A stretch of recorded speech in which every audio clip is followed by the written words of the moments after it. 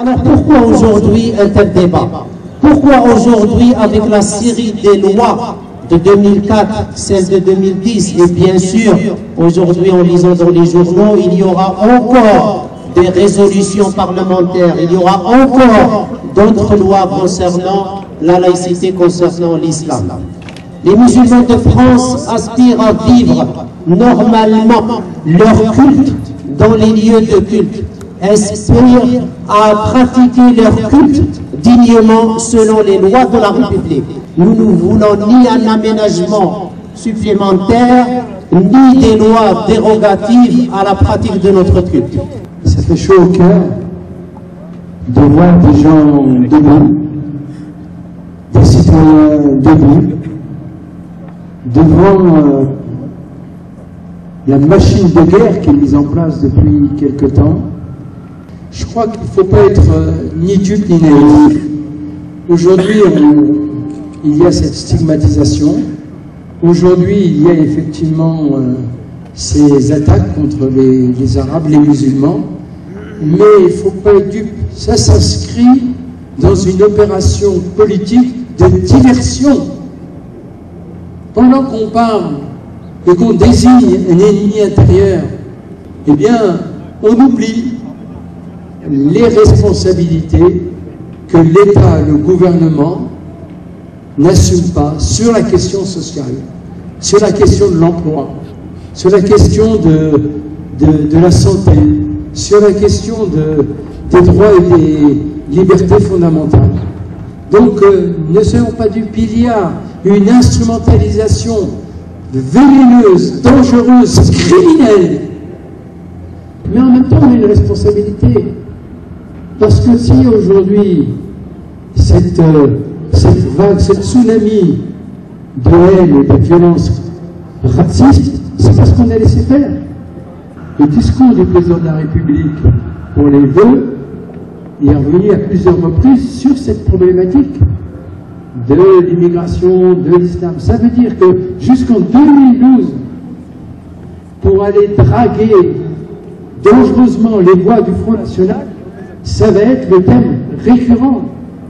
Mais ce qui est dangereux, c'est que souvent, ce discours-là, qui risque d'être banalisé, peut précéder parfois des actes, et des actes racistes. Alors, c'est bien d'avoir une vigilance citoyenne.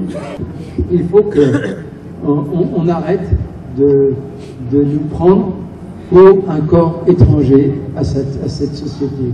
Et que notre combat, ce n'est pas un combat uniquement pour défendre les dignités humaines, c'est pour défendre la République, c'est pour défendre les fondements même de la République. Nous sommes les sauveurs de la République qui est aujourd'hui en danger. Aujourd'hui, au nom des jeunes musulmans de France, j'ai envie d'exprimer ma colère. Ma colère parce que la jeunesse musulmane de ce pays se sent insultée. Ce qui se passe aujourd'hui, on ne défend pas la laïcité, on ne défend pas des valeurs, on organise tout simplement la ségrégation, l'islamophobie. Les problèmes de notre société aujourd'hui, on les connaît. Pour la jeunesse, aujourd'hui, moi je pose tout simplement des questions au gouvernement, à la classe politique. Pourquoi je ne trouve pas de stage? Pourquoi je ne trouve pas d'emploi? Pourquoi je ne trouve pas un logement? C'est à ces questions aujourd'hui qu'on doit répondre. J'ai l'impression, et il semble aujourd'hui, que l'islamophobie a intégré le politiquement correct.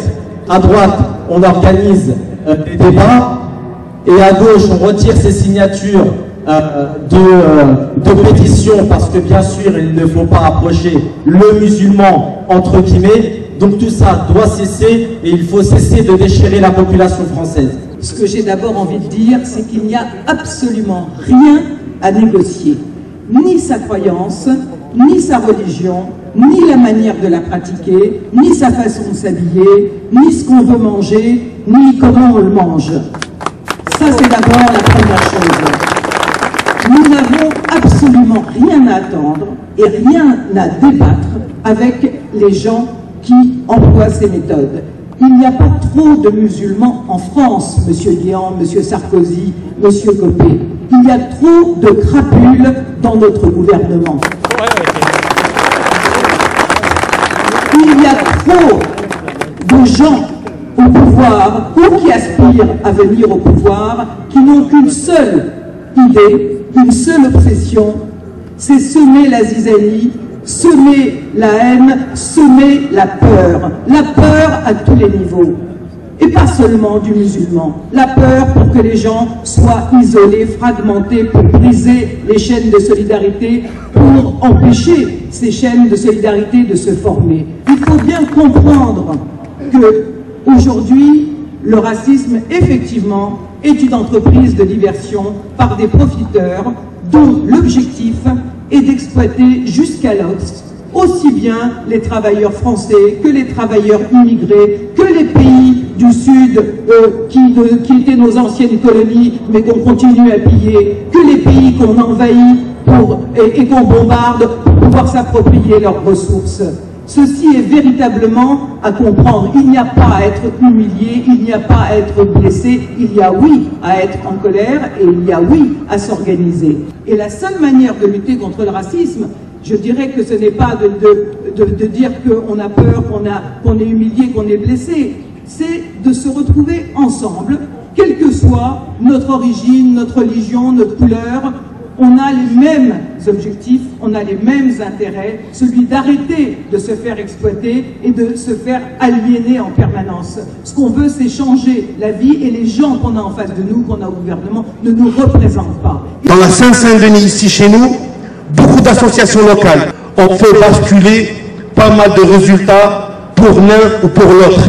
Donc les musulmans de France ont la capacité, ils sont capables de faire des choses.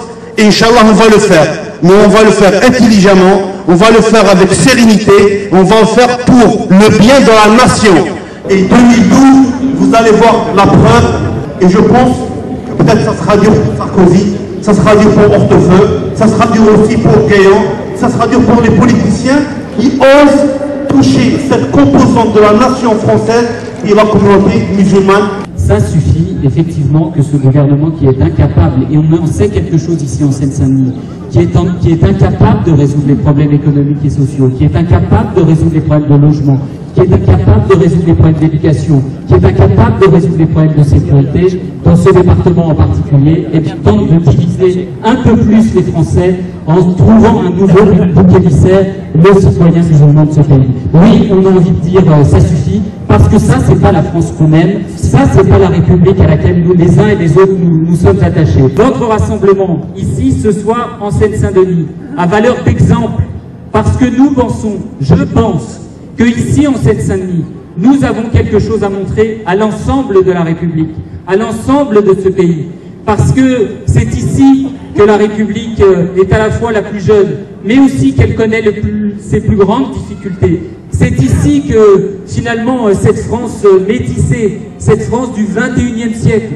est en train de se construire et de s'inventer. Eh bien, nous allons prouver, ici, dans cette Seine-Saint-Denis multiculturelle, de toutes les religions, de toutes les couleurs, de toutes les origines, eh bien oui, nous sommes capables de vivre ensemble, parce que c'est ça la République. C'est ça la République depuis plusieurs siècles, et c'est ça que nous allons continuer de leur démontrer. On assiste aujourd'hui à une stigmatisation des musulmans de France, des citoyens français de confession musulmane. Et on veut faire croire à nos autres citoyens que tous les musulmans français resteront étrangers toute leur vie. Et on va même installer, enfin je pense, une échelle de francité. Il y a des gens qui sont plus français que d'autres, en sachant que dans la Constitution, soit on est français, soit on ne l'est pas. Et quand on est français, on a autant de droits que les Français qui le sont devenus depuis un an, de ceux qui sont sur le sol français depuis des siècles et des siècles. Certaines personnes qui sont en train de faire avancer ces idées de francité à degré variable se croient plus français que d'autres. Je vais vous renvoyer sur les biographies de ces différents intervenants pour ne pas citer leur nom, et vous verrez que ces gens-là sont fraîchement installés en France. Ils sont en train de nous dire qu'ils sont plus français que certains Français musulmans qui sont français depuis le Moyen-Âge. Et puis ils sont en train de nous dire qu'ils sont plus français que certains Français dont les grands-parents ont donné de leur sang pour libérer la France des nazis pendant la Deuxième Guerre, ou leurs grands-parents qui ont également donné de leur sang et qui sont actuellement enterrés à Verdun pour également protéger la France pendant la Première Guerre mondiale de 14-18. Madame Marine Le Pen a commencé à critiquer les musulmans qui prient dans les rues, comme si ces musulmans, ça les amuse de prier dans les rues. Ça les amuse de prier sous la pluie, dans le froid ou sous la neige. C'est une conséquence, ces gens s'y prient dans les rues, c'est parce qu'ils n'ont pas assez de place dans les mosquées. Ces gens-là qui veulent légiférer pour interdire les prières dans les mosquées, je leur conseille de légiférer et de mettre en place des lois qui pénalisent les maires qui s'opposent de façon systématique à tout l'établissement soin de mosquées dans toutes les villes de France. C'est ça la loi qu'il faut sortir, et non pas une loi qui interdirait la prière dans les rues.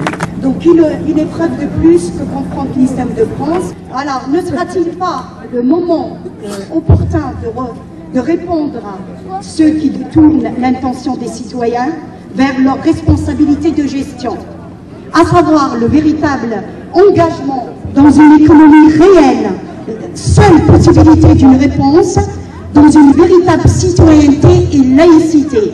Musulmans de France, la France a besoin de tous ses citoyens pour se relever. Donc je demande à tout le monde, nous à Montfermeil, on a essayé de travailler pendant cette campagne électorale des cantonales.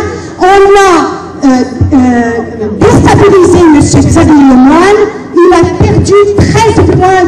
Donc ce que je vous demande, c'est d'essayer de nous mobiliser. J'aimerais juste prendre deux exemples, deux anecdotes qui m'ont marqué dans mon enfance, dans ma jeunesse, et qui aujourd'hui constituent pour moi le véritable combat. Le premier, c'est lorsqu'on nous parle de laïcité, qu'on nous parle d'un certain nombre de règles de pratique, lorsque nos mamans se contentaient de faire le ménage et qu'elles portaient le voile dans toutes les structures, les ministères, et elles continuent de le faire aujourd'hui, on ne leur pose pas la question du voile.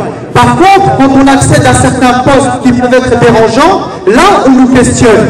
La question, c'est pas le voile en lui-même, mais c'est les postes qu'on vise. Le deuxième exemple que j'aimerais vous donner, j'ai regardé une émission, un reportage sur ceux qui ont émigré et qui étaient dans les foyers, les Potramis. Et parmi la personne qui était interviewée, dans son histoire, il expliquait qu'au départ, il avait peur du facteur. Il avait peur du facteur quand il venait chez lui. Et quand le journaliste lui a posé la question pourquoi, il lui a dit parce qu'il portait un képi. Et que pour lui, le képi, c'était relation à l'autorité, à la police. Et moi, j'aimerais aujourd'hui, et c'est le message qu'on donne, c'est qu'on est sorti de ce complexe. Nous n'avons plus ce complexe du képi. Nous voulons, nous, défendre nos places et avoir les mêmes statuts. Nous aspirons au même niveau social. Et aujourd'hui, beaucoup de jeunes réussissent. Et aujourd'hui, ce qui les dérange, c'est qu'on sort des endroits, des lieux, des schémas mentaux dans lesquels ils ont voulu nous enfermer. Quand on reçoit des papiers de la préfecture ou bien de la ministère, qu'est-ce qui est très au-dessus? Liberté, égalité, fraternité. Avez-vous vu la liberté? J'ai rien entendu. Non. Avez-vous vu l'égalité? Non. Avez-vous vu fraternité? Non. Voilà, merci monsieur Sarkozy, le président de la République. On vous demande d'appliquer tout ça. On n'a pas besoin d'autre. La liberté, égalité, fraternité, sinon effacez-la sur les papiers que vous envoyez à tout le monde. 3, 2, 1, 0,